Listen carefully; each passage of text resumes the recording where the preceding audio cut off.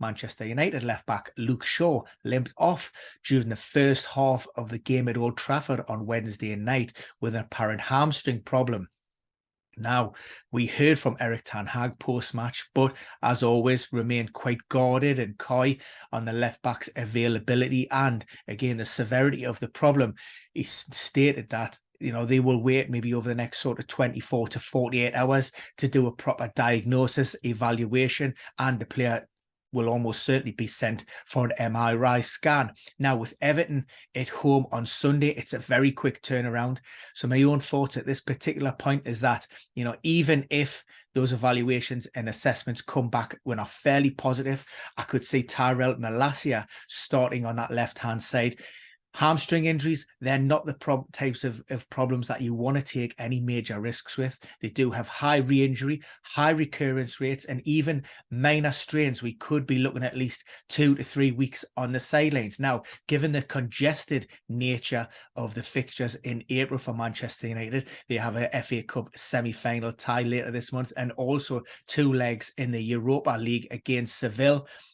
Erik ten Hag won't want to push the fullback too much. On the positive side, it could be that they actually caught that injury early enough. And like I say, it was more of just a little bit of a tightness or a little bit of discomfort.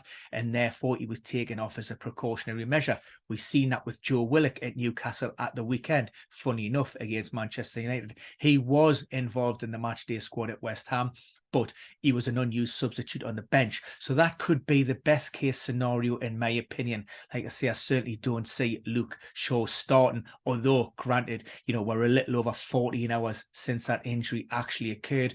On the lesser side of the injury scale, if we're talking about something which is maybe sort of a grade 1 to grade 2, and look, he was in a little bit discomfort. He had that conversation with Erik ten Hag before going straight down the tunnel, for treatment, then, we could be looking easily at a spell on the sidelines for the remainder of April. Now, that would rule him out for at least 7 games. But like I say, we will see how that injury develops. We'll see what comes back on those initial assessments, and fingers crossed it's not too severe for both the player and Manchester United. But just to reiterate, I think at this moment, there is a major red flag over him, and I do expect Tyrell Malacia to start this weekend against Everton.